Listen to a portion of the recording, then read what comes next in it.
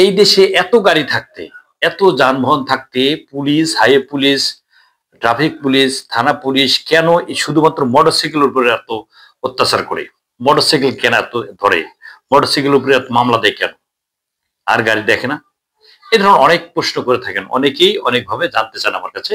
আজকে একটা ফার্মেসিতে গিয়েছিলাম ওষুধ কেনার জন্য, সেখানেও যিনি ফার্মাসিস্ট যিনি ছিলেন তিনিও কিন্তু একই প্রশ্ন করেছেন। আজকে এই প্রশ্নের আলোকে কথাগুলো বলবো, একটু জানিয়ে দেওয়ার চেষ্টা করবো কেন মোটরসাইকেলের উপরে এত অত্যাচার করে, যেটাকে আপনারা অত্যাচার বলে থাকেন। আসলে পুলিশ এবং জনতা দুই দুই দলের মধ্যে যদি পারস্পরিক সম্পর্ক যদি সহযোগিতামূলক না হয়, সেক্ষেত্রে কিন্তু এখানে একটা বিশ্বাসের ঘাটতি হয়। আর বিশ্বাসের ঘাটতি হলে সেখানে বিশৃঙ্খলার সৃষ্টি হয়।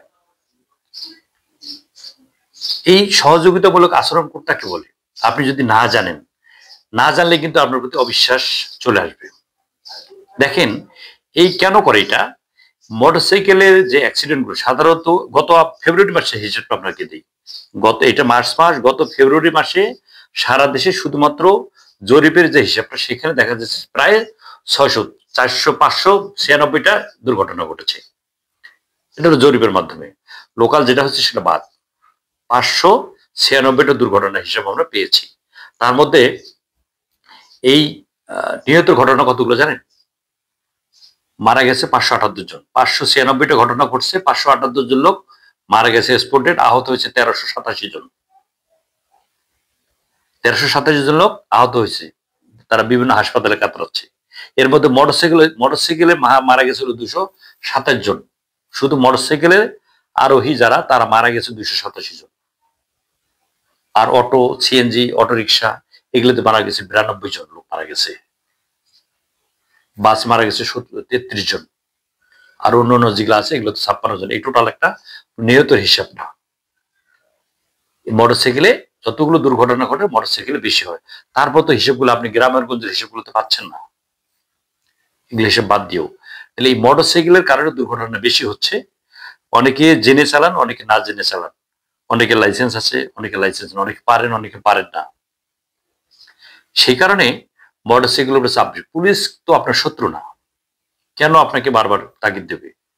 আপনাকে বারবার বলা হচ্ছে হেলমেট তো আপনার প্রয়োজনে, আপনি হেলমেটটা পরবেন, এটা তো আপনাকে তাগিদ দিচ্ছে।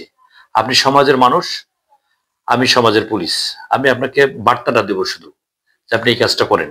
অনেকে বলে থাকেন আমার কাগজপত্র যথেষ্ট, যা কিছু কাগজ দরকার সব কাগজপত্র আমার কাছে আছে, তারপরও আমার নামে মামলা দিচ্ছে কেন? এই প্রশ্নটা হচ্ছে না জানার কারণে। এই না জানার কারণে আপনি বিশ্বাস হারিয়ে ফেলছেন, বিশ্বাসের জায়গাটা আপনি হারিয়ে ফেলছেন। সে কারণে আর সহযোগিতামূলক আচরণ যেটা সেটা আপনার কাছে নাই, খারাপ বিহেভ করে পুলিশের সাথে আপনি খারাপ ব্যবহার করতেছেন শুধুমাত্র না জানার কারণে। যদি জানতেন তাহলে আপনি খারাপ বিহেভটা করতেন না, তখন কিন্তু আপনি সহযোগিতামূলক আচরণ করতেন। আর সহযোগিতামূলক আচরণ করা মানেই সমাজটা সুন্দর হওয়া, আর না করলে কিন্তু বিশৃঙ্খল একটা সমাজের সৃষ্টি হয়।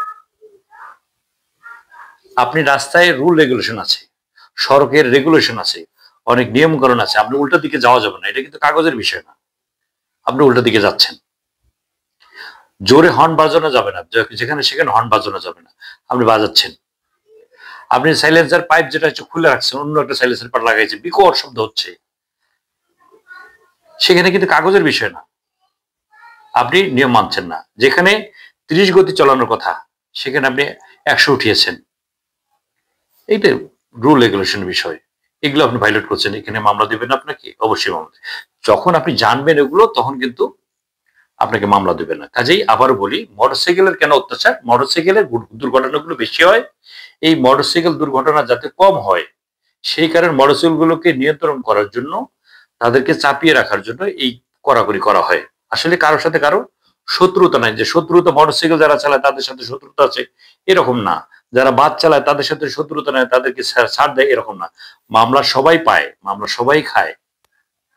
যদি আপনি নিয়ন্ত্রণে থাকেন, আপনার কাগজপত্র ঠিক রাখেন, সড়কের যে নীতিমালা আছে এটা যদি আপনি মেনে চলেন, সড়ক পরিবহন যে আইন আছে, আইনের যে কথাগুলো বলা আছে সেগুলো যদি আপনি মেনে চলেন, কখনোই আপনাকে মামলা দেয়। দেখেন এই ভিডিওর মাধ্যমে অনেকে কমেন্টস করবে যে আমি এখন পর্যন্ত আমি 20 বছর, আমি আজকে একটা কমেন্টস দেখেছি একটা ভিডিওতে যে আমি 20 বছর গাড়ি চালাই, বিভিন্ন এক স্থান থেকে অন্য, এক জেলা থেকে অন্য জেলায় যাচ্ছি, কোনোদিন আমাকে কেউ মামলা দিতে সাহস পায়নি।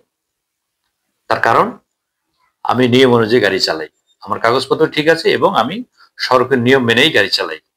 আর হ্যাঁ, আপনি যে কোম্পানির বাইক চালান না কেন, যতক্ষণের জন্য চালান না কেন, শরীরটা যেহেতু আপনার, অবশ্যই অবশ্যই হেলমেটটা আপনি পরবেন। হেলমেট কখনোই ক্ষতি করে না, শুধুমাত্র উপকার করে। ভালো থাকবেন, সুস্থ থাকবেন, নিরাপদে পথ চলবেন। আসসালামু আলাইকুম।